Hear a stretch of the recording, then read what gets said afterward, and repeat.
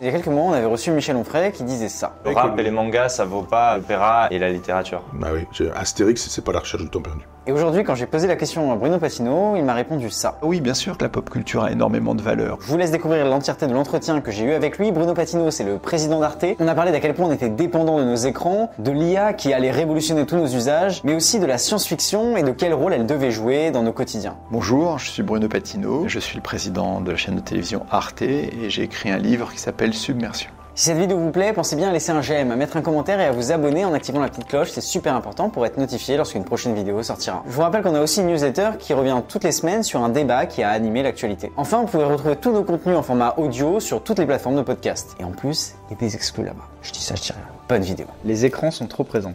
Vrai. Il faut arrêter d'utiliser les écrans. Faux. Les livres, c'est mieux que les téléphones. Allez, vrai, oui. Je suis drogué. Pas faux.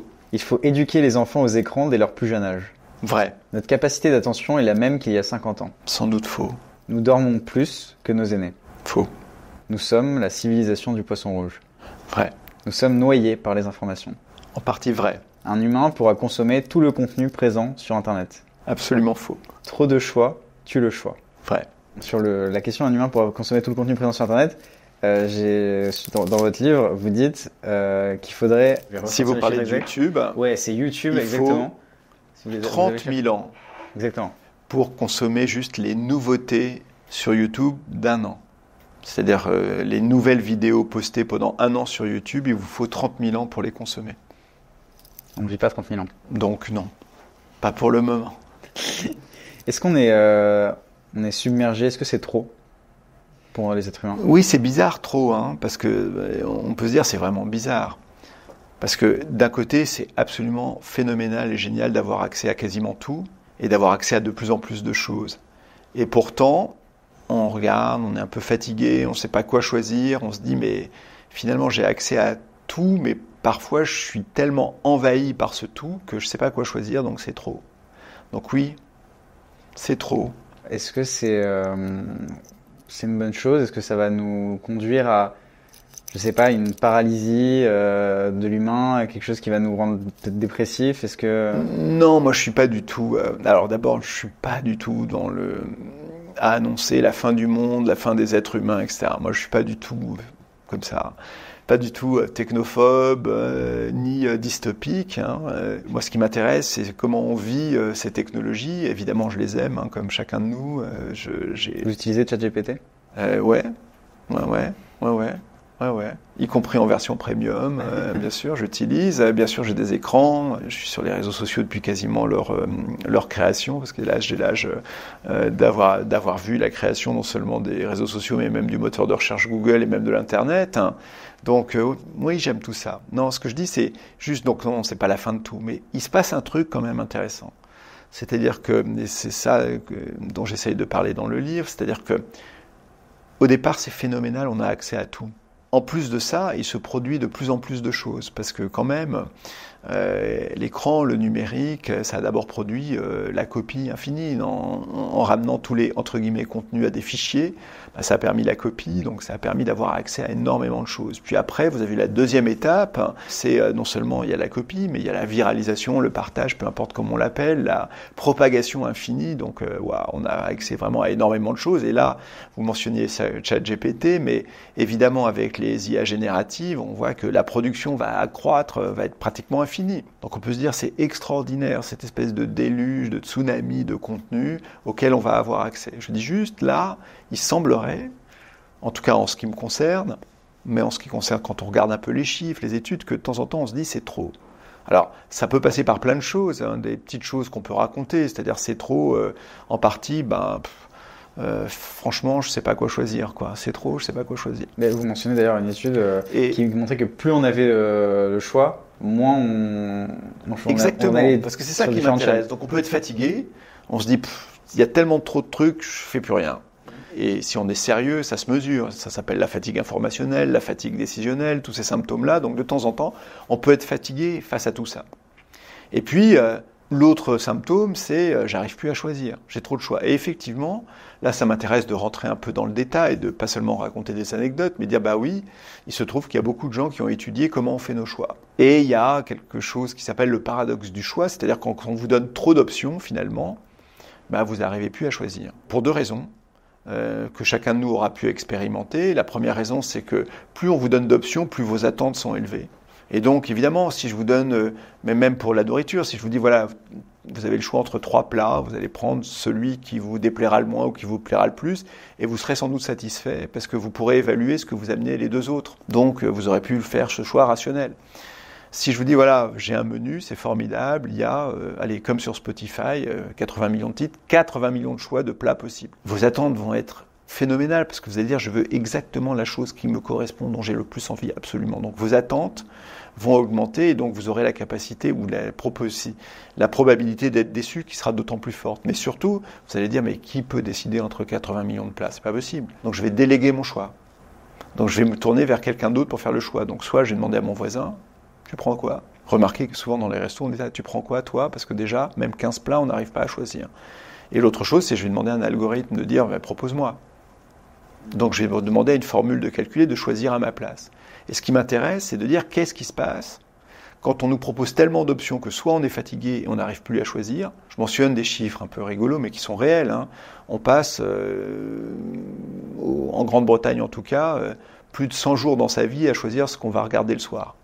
Je mentionne ces anecdotes, vous êtes devant une plateforme, vous êtes 2, oui. Vous dites regardons qu'est-ce qu'on choisit ce soir. On est 3, et regardez juste, on met de plus en plus de temps. Et 4, il y a des portes qui claquent. Et posez-vous la question, et 4, on a les portes qui claquent, chacun va regarder le truc soit, et est-ce que vous êtes déçu ou pas? Oui. Le paradoxe du choix, c'est plus j'ai d'options, en fait le chiffre magique c'est 12. Quand j'ai plus de 12 options, le paradoxe du choix se met en route, et finalement, je finis par déléguer mon choix et à être déçu. Mais qu'est-ce que ça veut dire? C'est ça qui m'intéresse. Donc, on peut se dire, c'est pas très grave de rien choisir, de pas choisir, de pas regarder quelque chose, ou c'est pas très grave de choisir de ne rien écouter, ou c'est pas très grave de demander à l'algo, pousse-moi un contenu à voir, etc. Et ben, je pense que si, c'est un peu grave quand même. Enfin, un peu grave, ça change des choses dans notre vie. C'est-à-dire que quand vous déléguez votre choix à une formule qui vous calcule, cette formule, elle vous calcule parce qu'elle sait de vous, par vos données, donc elle vous calcule de façon approximative. Alors c'est pas qu'elle vous enferme dans des bulles de filtre, ça on sait bien que les bulles de filtre qui ont vraiment existé, à un moment ou à un autre, les algos de recommandation aujourd'hui amènent, j'allais dire, des diversités de points qui font qu'à un moment donné vous êtes plus enfermé.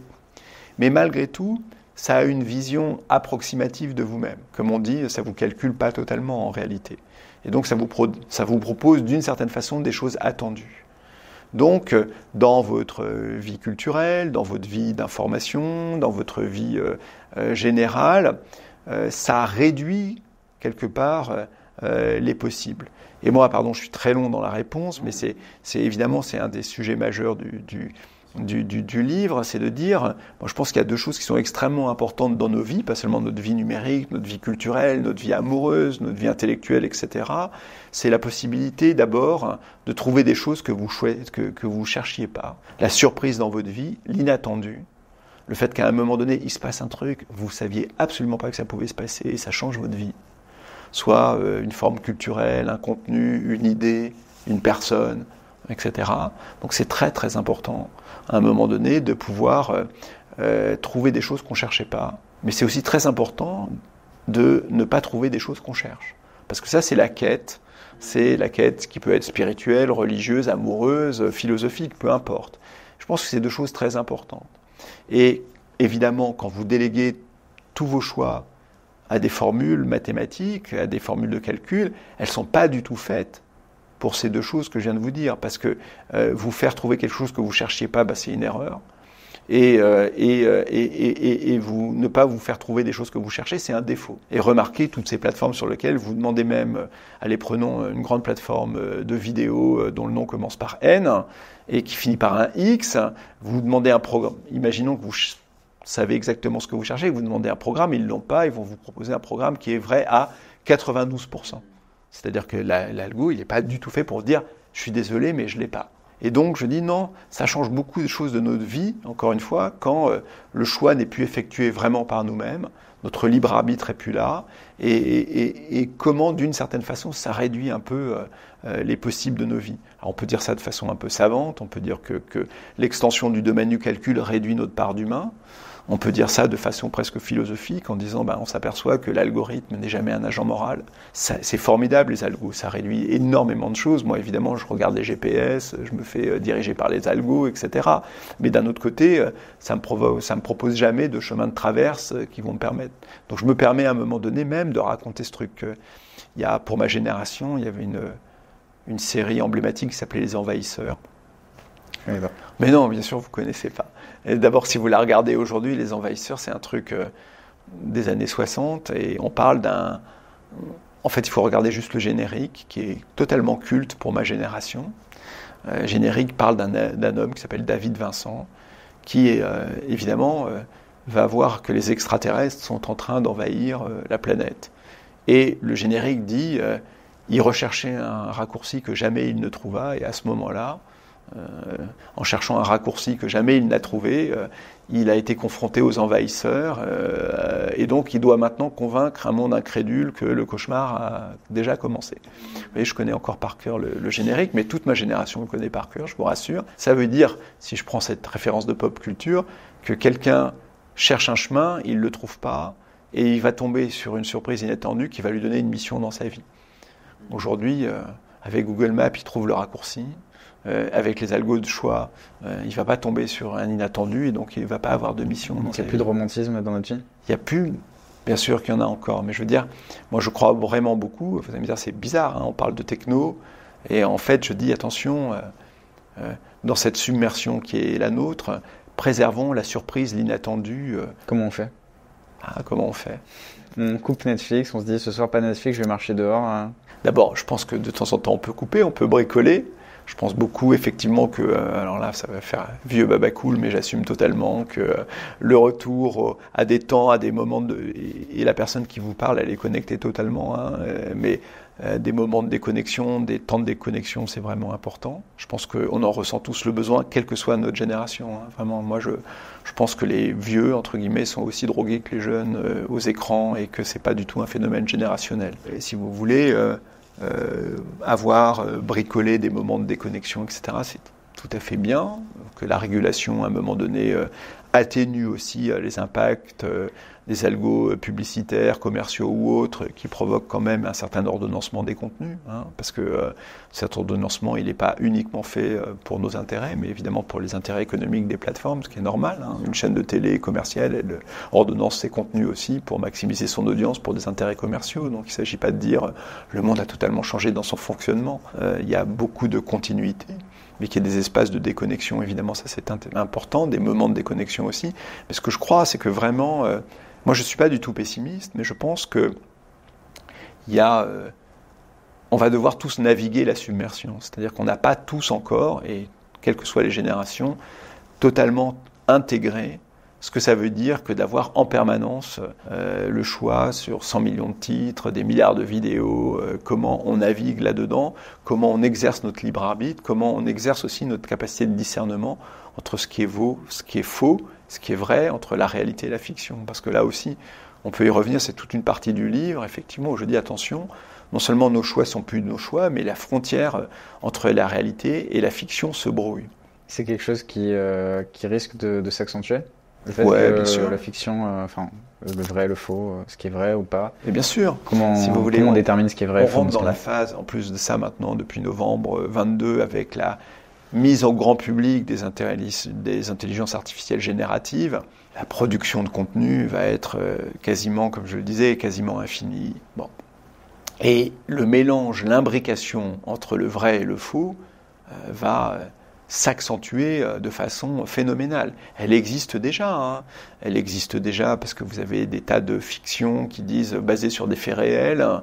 Et quand vous regardez The Crown, vous savez pas si c'est un documentaire historique sur la vie de la monarchie anglaise que vous voyez ou une fiction à partir d'une histoire. Les personnes vont aller regarder après les vrais du faux, démêler le du faux. Et mais vous n'allez pas débunker une fiction, on pourrait le faire, mais d'un autre côté, pour la première fois cette année, les producteurs ont accepté la demande de la famille royale de dire attention, c'est une fiction.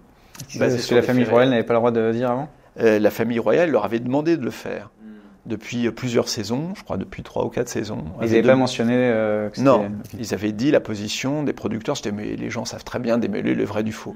Mais pas du tout. Mais aucun de nous ne sait. Et puis aucun de nous ne va prendre le temps. Oui, c'est ce que parce que surtout on adore. Moi je mentionne un exemple qui va encore marquer mon âge, comme les envahisseurs. Mais peu importe, je le mentionne dans le livre parce que ça parlera à tout le monde. J'ai assisté, comme beaucoup de monde, au concert des avatars d'ABBA, vous savez, à Londres.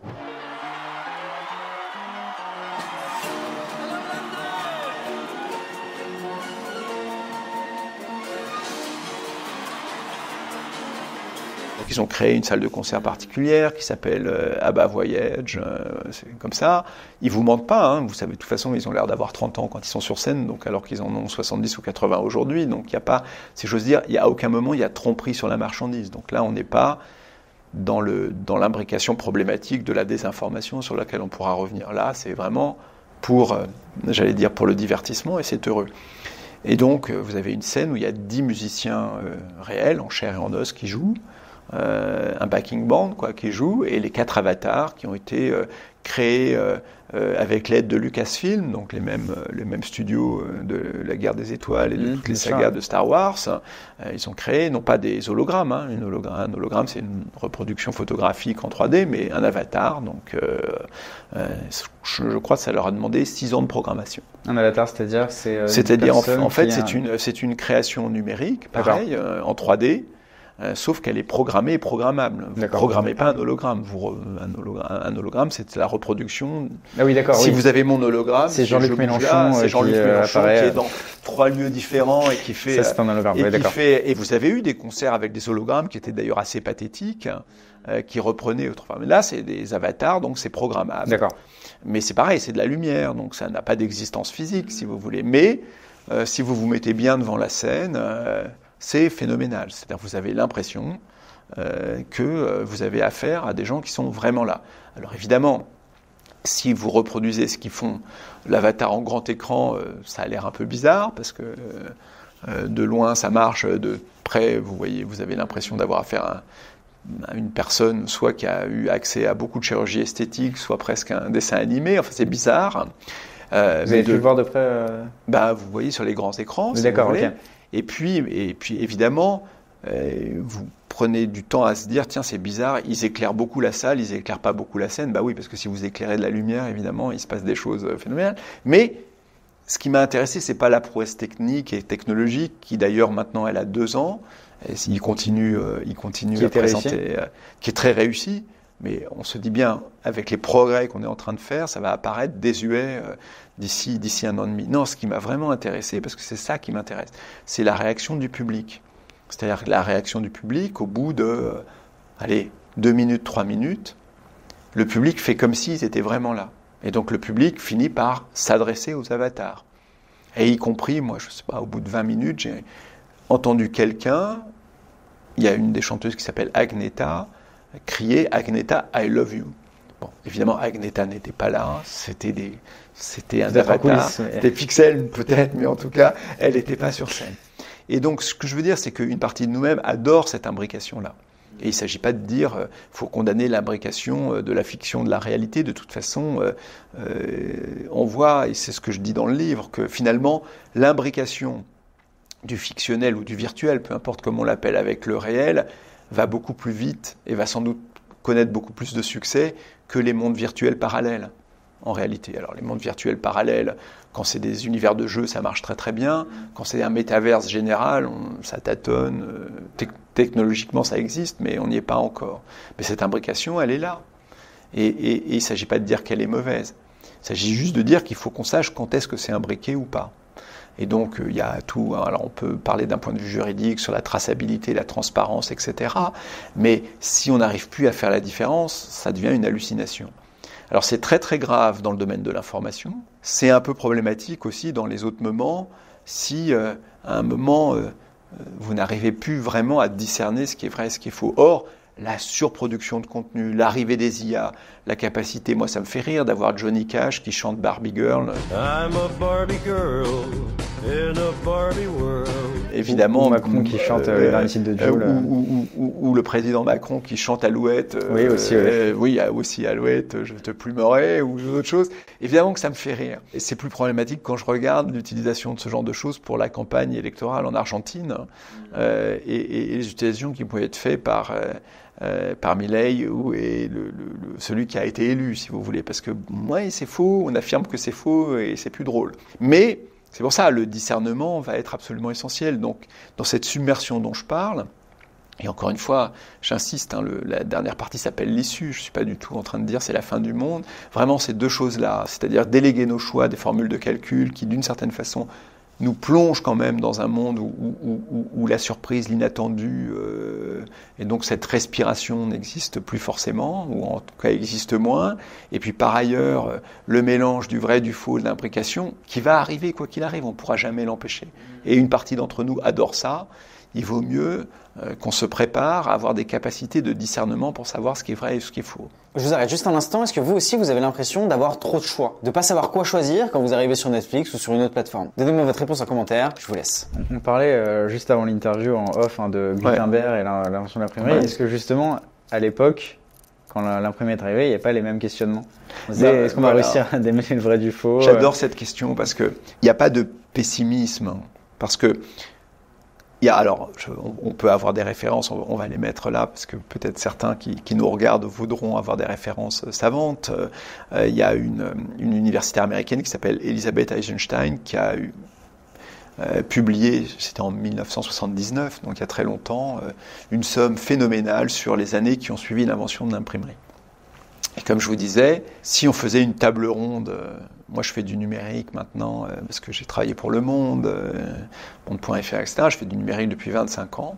Si 25 ans ou 30 ans, allez 50 ans après l'invention de l'imprimerie, vous faites une table ronde et vous dites alors l'invention de l'imprimerie, qu'est-ce qu'on en pense?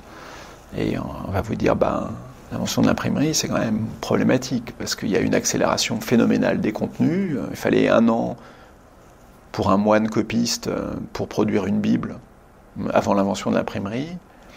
Là, on est 50 ans après l'invention de l'imprimerie. Il y a déjà 15 millions de livres en circulation. Vous vous rendez compte un peu de l'accélération des contenus? Et puis on va vous dire, regardez, il y a des pamphlets diffamatoires, des libelles, l'arrivée de faux partout.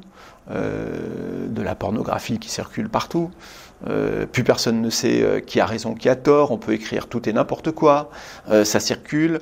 Regardez des débuts de guerre civile en Angleterre, des débuts de guerre civile en France, la guerre de religion qui commence à arriver. Donc on peut faire un parallèle. Et en même temps, quand on se place 400 ou 500 ans après l'invention de l'imprimerie, on dit l'invention de l'imprimerie, vous vous rendez compte? C'est l'arrivée de la Renaissance, c'est la philosophie des Lumières, c'est la démocratie moderne, c'est le partage du savoir, c'est l'éducation de masse. Regardez le développement de la philosophie, de la science, etc. Et c'est vrai. Et dans les deux cas, c'est vrai. Juste ce que j'essaie de dire, c'est qu'il ne faut pas non plus être naïf. C'est-à-dire que pour passer, on va dire, de la table ronde des 40 ans ou 50 ans après l'imprimerie à ce qu'on peut en dire, ça ne s'est pas fait tout seul. Il n'y a pas eu, on a tous appris, ça s'est autorégulé et c'était simple. Ça s'est pas autorégulé? Non. On est passé par des moments relativement difficiles, puisqu'on a mentionné un certain nombre, et qu'il a fallu un triple mouvement, si vous voulez, un mouvement, et je hiérarchise pas, un mouvement politique, comment le pouvoir politique se redéfinit à l'ère du savoir partagé, etc., la lutte contre les cléricatures et l'Église, certes, la réforme au sein des églises, mais aussi qu'est-ce qu'on fait des mouvements de guerre civile, comment ça se passe, qui a le pouvoir à un moment donné de décider de ce qui se publie ou pas. Ça ne s'est pas fait immédiatement et uniquement. On peut dire qu'il a fallu aussi beaucoup d'années pour que se mette en place de façon culturelle, globale, etc., finalement, des tiers de confiance qu'on appelle des éditeurs, qui disent, voilà, je me porte garant, de responsable de ce qui est publié, etc., avec des gens qui disent, non, mais que tout et n'importe quoi c'est dit, c'est pas grave, non, il y a eu un corpus juridique aussi sur la responsabilité, et d'autres qui disaient, mais non, mais c'est moi qui vais décider tout seul, que je sois le roi, l'empereur ou le pape, ce qui peut s'imprimer ou ce qui peut s'imprimer, ou ce qui peut ne pas s'imprimer. Et on peut faire des parallèles aujourd'hui assez intéressants avec les discussions qu'on a sur l'univers numérique, mais il a fallu aussi toute une formation des années, des décennies, des siècles de formation individuelle à la lecture, à l'écriture, à la philosophie, à la pensée, etc., pour vivre dans ce monde-là. Donc il va falloir des années.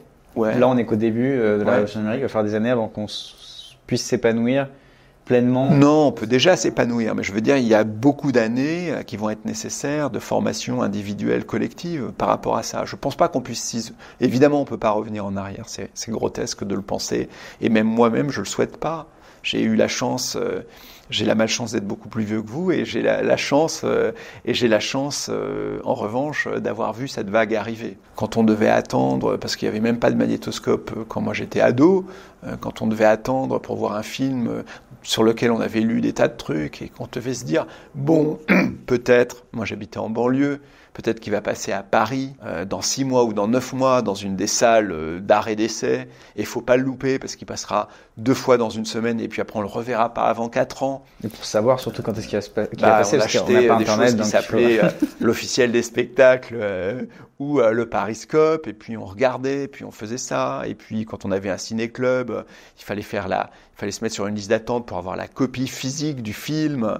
Il y en avait très peu disponibles des ciné-clubs et on se battait entre guillemets, pas physiquement évidemment, mais on disait non, je la voudrais avant. Et puis si le ciné-club du lycée d'à côté l'avait eu, on pouvait pas l'avoir nous, etc. Et pour la musique, c'était pareil. Bon. Donc évidemment, la chance de voir arriver cette disponibilité incroyable, de se dire qu'on peut avoir accès à toutes les cultures du monde, toutes les musiques du monde, toutes les choses comme ça, c'est une chance inouïe. Et évidemment qu'il ne faut pas revenir en arrière. Le fait de pouvoir se connecter, etc. Bon. Mais on vit aussi dans le moment, j'allais dire peut-être paroxystique. Alors il y a eu le moment paroxystique de la dépendance aux écrans. Moi j'ai écrit dessus dans un livre qui s'appelait La civilisation du poisson rouge, qui est maintenant à 5 ans ou 6 ans. À l'époque c'était un thème un peu neuf, maintenant à peu près tout le monde s'en est emparé. Avant TikTok, hein, avant l'émergence de Bien TikTok. avant TikTok. Ah, oui. J'ai écrit ce livre en 2018, il a été dû être publié début 2019, hein, et je me souviens très bien des réactions que j'avais, des gens qui disaient ça pose des mots sur un ressenti qui est le nôtre, mais sur lequel les mots et les diagnostics n'avaient pas été posés encore. Mais ça allait l'être, parce que mon livre a été parmi les premiers, ou peut-être le premier en France, mais conjointement, il y a eu beaucoup d'autres livres aussi sur le même sujet. Et quand je dis quasiment conjointement, c'est-à-dire à 1 mois, 2 mois ou 3 mois d'intervalle, ce qui veut dire qu'ils étaient en train d'être écrits quand moi-même j'écrivais le mien. Donc on ressentait tous qu'il se passait quelque chose dans ce domaine, il fallait le documenter, expliciter pourquoi. Et encore une fois, la principale thèse à l'époque, c'est pas du tout la techno qui vous rend dépendant, c'est le modèle économique derrière la techno. Parce que ça, j'en suis absolument On pourrait imaginer persuadé. une technologie basée sur un autre modèle économique qui ne nous rende pas dépendants. Est-ce que vous êtes dépendant de Wikipédia ? C'est vrai. Voilà. Le livre essaye de le démontrer totalement, si vous voulez. C'est-à-dire que, en réalité, la dépendance aux écrans, mais maintenant c'est un thème vieux, c'est parce qu'à un moment donné, vous avez des interfaces qui me donnent des récompenses, entre guillemets, que les neuroscientifiques connaissent très très bien, le phénomène de récompense. Alors on peut dire oui, c'est un peu de dopamine, c'est vrai, mais enfin les phénomènes de récompense nous ont toujours rendus un peu dépendants. On adore la récompense. Mais quand vous avez des pontes de la Silicon Valley qui vous disent que c'est une économie de casino, c'est ça qu'ils veulent dire. C'est le modèle de la machine à sous. Vous savez bien qu'il y a des gens qui sont absolument dépendants des machines à sous. Pourquoi ? Parce que vous avez un phénomène de ce qu'on appelle la récompense aléatoire. La récompense aléatoire, c'est que de temps en temps, souvent vous gagnez rien, de temps en temps vous gagnez un peu, et parfois, très rarement, vous gagnez énormément. Et ce mécanisme-là, qui a été étudié, je le mentionne dans La civilisation du poisson rouge, par quelqu'un qui s'appelle Burrus Frederick Skinner, qui est un savant et qui, à Harvard en 1931, si ma mémoire est bonne, 30 ou 31, a mis à jour ce mécanisme de dépendance avec des pigeons et des souris, mais on peut en parler là, c'est des pigeons ou des souris qui l'enfermaient dans une boîte transparente, il y avait un distributeur de nourriture, et certaines fois le distributeur de nourriture, mais ça j'en parle dans La civilisation du poisson rouge, il y a certaines fois où le distributeur de nourriture est programmé de façon à vous appuyez, vous avez de la nourriture, et au bout d'un certain temps, la souris, elle maîtrise le mécanisme, et donc elle appuie quand elle a faim. Et d'autres fois, la distribution de nourriture se comporte comme une machine à sous. Donc souvent rien, parfois un petit peu, et parfois énormément de choses. Vous observez au bout d'un temps très très rapide que la souris appuie de façon compulsive sur le bouton tout le temps, même quand elle est noyée sous la nourriture dans sa cage. Parce que le mécanisme de récompense aléatoire l'a rendu dépendant. Donc on connaît tous ces mécanismes. Il y en a, dans le livre, j'en parle à 3 ou 4 mécanismes d'entre eux. Et évidemment, ce qu'on a appelé à un moment donné le dark design ou autre, ont été mis en œuvre, mais de façon totalement transparente. Autrefois, maintenant, ça a été... Mais quand j'ai publié le livre en 2019, vous pouviez encore trouver la conférence du fondateur du laboratoire de captologie à Stanford, qui avait formé notamment les fondateurs d'Instagram, donc qui s'appelle B.G. Fogg, qui expliquait très clairement que lui, son boulot, c'était d'utiliser les connaissances en neurosciences et les connaissances en design, en computer thinking, pour essayer de capter l'attention des gens pour leur vendre de la publicité. Penser, étudier, c'est pas fait par hasard. Non, pas du tout, mais c'est pas fait non plus par c'est pas un complot diabolique. Oui. C'est ce que je suis en train de dire, c'est qu'on n'est pas face à des gens qui ont décidé de détruire l'humanité. Vous avez des plateformes qui ont un modèle publicitaire. Et donc, ayant un modèle publicitaire, elles essayent de quoi ? De maximiser leur chiffre d'affaires publicitaire. Pour maximiser le chiffre d'affaires publicitaire, il faut quoi ? Il faut qu'il y ait beaucoup de monde qui passe beaucoup de temps dessus. Donc évidemment, plus elles vont vous rendre, entre guillemets, accro, allez, mettons ce mot-là, à leurs produits, plus elles vont pouvoir développer leur chiffre d'affaires publicitaire. Donc évidemment, elles utilisent tous les instruments à disposition, tant qu'il n'y a pas de régulation, pour faire que vous passiez le plus de temps possible. Et donc ça se traduit par, d'abord, elles ont 2 instruments formidables à disposition.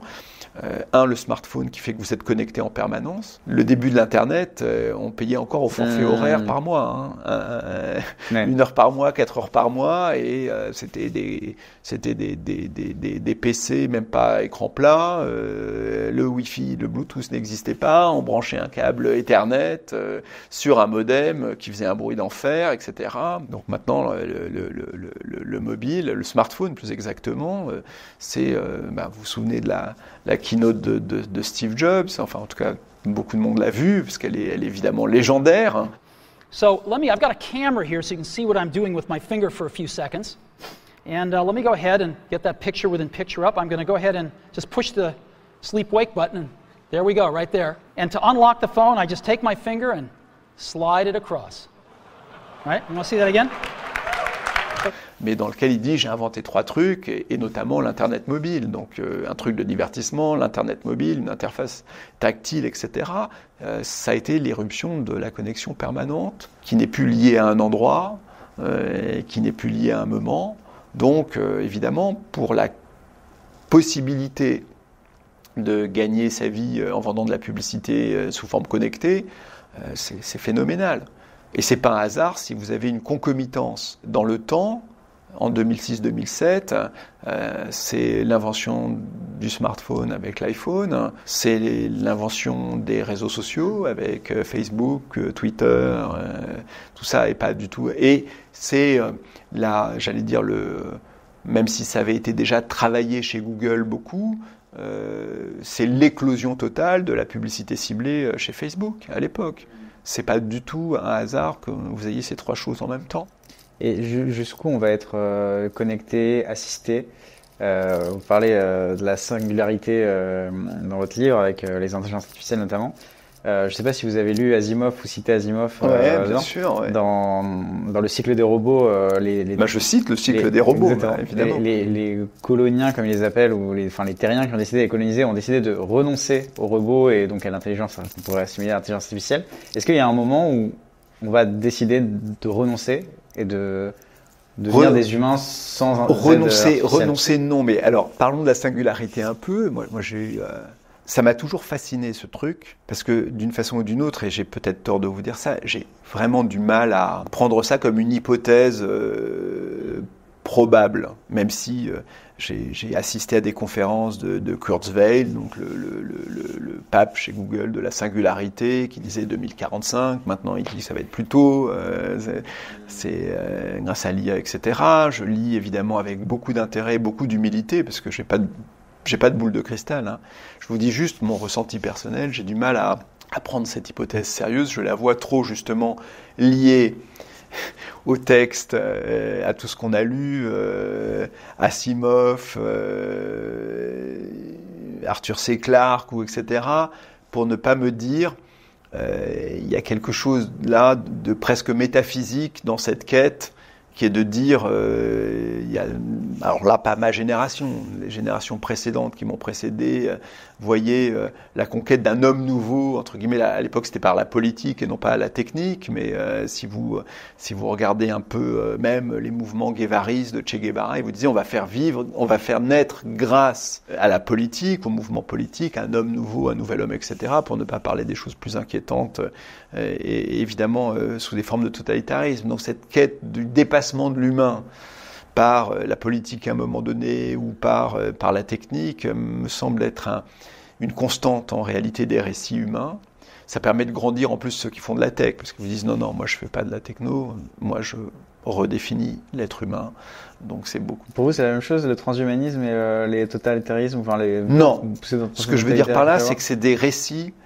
Il y a une constante depuis que l'espèce humaine existe dans ces récits de dire on va dépasser l'espèce humaine à un moment donné, alors après par la guerre ou les horreurs par certains, par la politique pour d'autres, par la technique. Et donc peut-être qu'effectivement, quand on écoute Kurzweil, il nous parle effectivement, c'est le premier que j'ai entendu parler il y a très longtemps maintenant, il y a peut-être 20 ans, des réseaux neuronaux, etc. Donc on voit des choses se mettre en place, donc je ne vais pas dire ça n'arrivera jamais. Mais j'ai du mal à considérer que l'hypothèse soit à prendre vraiment en compte. En revanche, ce que je prends en compte, et on revient chez Asimov là, évidemment que l'IA va se développer. Pour paraphraser un auteur comme Houellebecq qui parle de l'extension du domaine de la lutte, ce que je prends au sérieux, c'est l'extension du domaine du calcul. C'est-à-dire que je pense que la multiplication des données, la multiplication, j'allais dire, des outils automatiques, alors les IA qui évidemment se nourrissent des données elles-mêmes, fait que de plus en plus il y a une part croissante de nos vies qui est ordonnancée par le résultat de calcul. Et ça m'inquiète. Oui. Et ça m'inquiète beaucoup, c'est pour ça que j'écris ces livres-là.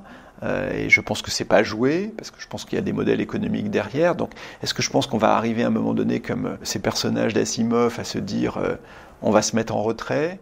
Oui, en tout cas, on voit bien qu'aujourd'hui, si vous voulez, moi je crois que peut-être supprimer tous les robots, j'en sais rien, mais continuer en revanche à faire prévaloir une certaine dose d'humanité, j'allais dire d'humilité, mais c'est pareil, d'humanité et d'humilité sur le calcul et l'ordonnancement, ça oui, je crois que c'est nécessaire. En tout cas, je pense que la littérature, celle-là, mais je parle de Lovecraft aussi à un moment donné, de Don Quichotte, parce que Don Quichotte pour moi c'est 1605, hein, donc c'est un siècle, un gros siècle on va dire, après l'invention de l'imprimerie, et on parle d'une personne qui est déjà hallucinée par sa dépendance au livre, si j'ose dire. Hein, c'est de ça dont on parle, hein, puisqu'il est dépendant des romans de chevalerie. Donc, je parle de tout ça, et il vit dans un monde où la réalité et la fiction se brouillent, etc. Et donc pour moi, je trouve qu'on a tellement de ressources dans la littérature, qu'elle soit ancienne, qu'elle soit récente, qu'elle soit de science-fiction, qu'elle soit romanesque. Ça prouve que ce questionnement-là, il est important, en tout cas, il est présent. Est-ce que, selon vous, il y a des sous-cultures ? Qu'est-ce que vous entendez par sous-culture ? Est-ce qu'il y a des cultures on va dire, juste pour prendre un exemple, la pop culture, la culture plus classique, est-ce qu'on doit catégoriser les cultures, ou toutes les cultures se valent ? Est-ce qu'il y a des sous-cultures ? Ben oui, ça se dit pas, c'est pas politiquement correct, mais oui, bien sûr qu'il y a des sous-cultures.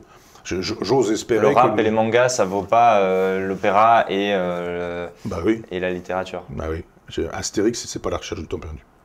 Je suis même étonné qu'on soit obligé de le dire. Non, je ne crois pas que tout se vaut. Mais à l'intérieur même d'un segment culturel. Oui, je veux dire, tous les livres ne se valent pas. La littérature classique et tous les livres écrits au 19e ne se valent pas, et tous les romans ne se valent pas. Et je pense que non, tout ne se vaut pas. Je crois vraiment, c'est peut-être ma formation classique qui pense ça.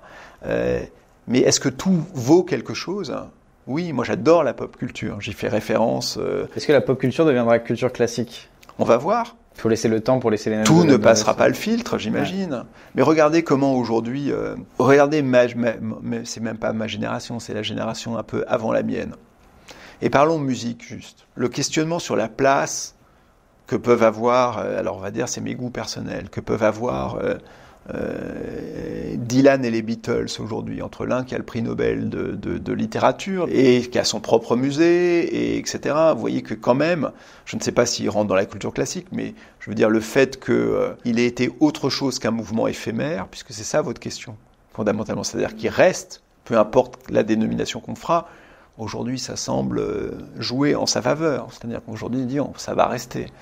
Les Beatles, ça semble aussi destiné à rester, quand bien même ils ne faisaient pas partie de ce qu'autrefois les sociologues appelaient la culture légitime, en disant il y a une culture classique légitime et la culture illégitime. Moi, je crois que je fais partie de la génération qui a vu, et j'en suis très heureux, se brouiller les comportements entre culture légitime et culture dite non légitime. Je ne participe pas à ces mots-là, je ne les achète pas. Mais en tout cas, oui, bien sûr que la pop culture a énormément de valeur, que le mouvement culturel.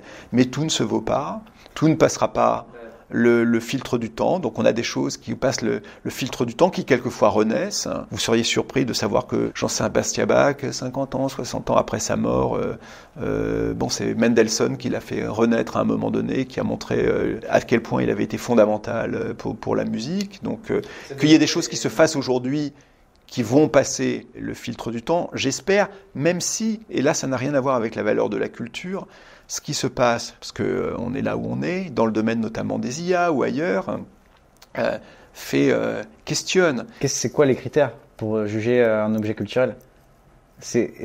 Pour le juger, on se dit, pour se dire, est-ce que cet objet culturel, je dois prendre le temps de le regarder, je dois prendre le temps de l'apprécier. Oui, mais vous voyez bien, vos pratiques, j'imagine, les miennes en tout cas, aujourd'hui, et ça depuis maintenant 20 ou 30 ans, on voit bien que les pratiques sont mixtes. C'est-à-dire qu'on peut aimer... je peux m'amuser beaucoup à écouter Johnny Cash chanter Barbie Girl, ce qui évidemment ne restera pas, est oublié, et en même temps adorer une cantate de Bach, et j'espère bien qu'on est tous divers dans ce qu'on peut aimer. Après, je pense effectivement, et c'est là peut-être que ça marque ma culture classique, je pense que tout ne se vaut pas, mais tout vaut quelque chose. Donc après, il y a les critères du temps, du moment, des critères esthétiques, de valeurs esthétiques. Je pense que je veux dire que le regard critique au sens sur une œuvre doit pouvoir se porter sur toute œuvre sans dire celle-là elle ne doit pas avoir ce regard critique. Mais ce qui vous détermine de choisir quelque chose, c'est à la fois la liberté qui peut être la vôtre, et puis aussi le fait qu'à un moment donné, moi je crois beaucoup qu'on peut avoir des illuminations culturelles. Il y a quelque chose que vous ne connaissiez pas, et tout d'un coup vous connaissez, votre vie a changé. Et après, cette chose-là peut être absolument phénoménale, c'est-à-dire qu'elle peut être d'une valeur sublime, ou elle peut être totalement éphémère. Il y avait un livre qui m'avait beaucoup intéressé, où vous avez un philosophe, traducteur de Kierkegaard par ailleurs, qui a écrit un livre sur Claude François. Pour ma génération, Claude François, c'est vraiment la culture, entre guillemets, éphémère qui ne restera pas, et sans doute il n'en est rien resté, mais il avait démontré quand même, philosophiquement, que l'art... Que même faire quelque chose d'éphémère qui touche les gens au plus grand nombre, c'est un art extrêmement difficile. Alors peut-être que c'est pas de l'art au sens le plus noble du terme, mais c'est un artisanat extrêmement difficile qui demande un extraordinaire respect. Donc je ne sais pas ce qui passe le temps ou pas, mais en tout cas, si vous me demandez si j'adore la pop culture, oui, bien sûr. Et c'est pour ça que ça m'amuse. Enfin, ça m'amuse pas, ça me plaît, et c'est naturel de mélanger dans un même livre des références classiques, des livres comme ceux de Lovecraft ou d'Asimov, qui sont devenus maintenant un peu cultes du point de vue de l'époque où on vit, d'autres choses qui sont peut-être plus anciens, ou comme Leibniz, ou des philosophes comme Lévinas, et puis le générique des Envahisseurs, et un spectacle d'abat, parce que notre vie, elle est faite de ça. Et dans la submersion, il y a une chose que moi je valorise, contrairement à d'autres, c'est justement ce kaléidoscope. Mais encore faut-il qu'on ait, nous, la capacité de distinguer nous-mêmes, de savoir que tout n'est pas identique, tout n'est pas Tout est proposé de façon horizontale. On peut peut-être être malheureux de ça. Moi, je ne le suis pas. Même si, évidemment, on ne trouve pas forcément tout de façon horizontale dans tous les endroits. Moi, je travaille chez Arte, on a une ligne éditoriale particulière, etc. Mais en même temps, je trouve qu'il est important que dans notre propre formation, on sache que tout ne se vaut pas, qu'a priori... moi, je peux aimer manger un kebab. Je sais qu'a priori, ça n'a pas la même valeur en termes culinaires, en termes de savoir-faire, que ce que pourra faire une chef ou un chef qui aura étudié son art pendant des dizaines d'années et qui aura mis des heures, voire des mois, à imaginer ce plat et qui aura fait travailler 30 personnes pour ça. Il est important aussi de savoir faire, y compris pour son propre plaisir et sa propre capacité. Je pense que regarder un tableau, ça s'apprend. C'est Daniel Arras qui disait un tableau, ça vous parle, donc il faut arriver à l'écouter. Que écouter de la musique, ça s'apprend. Et non pas pour le goût de l'effort, mais simplement parce que quand vous avez appris, vous en profitez beaucoup plus. Mais en revanche, moi, je suis extrêmement ravi qu'on vive à l'ère des propositions horizontales et kaléidoscopiques. Merci. Merci à vous. Merci à tous d'avoir regardé cette vidéo. Si vous êtes là, c'est qu'elle vous a plu. Pensez bien donc à laisser un j'aime, à mettre un commentaire et à vous abonner. C'est super important pour nous soutenir. Je vous rappelle que tous nos contenus sont disponibles en format audio sur toutes les plateformes de podcast et il y a même du contenu exclusif là-bas. Enfin, on sort une newsletter toutes les semaines qui revient sur le débat qui a animé l'actualité. On se retrouve dans la prochaine vidéo. D'ici là, portez-vous bien. Salut.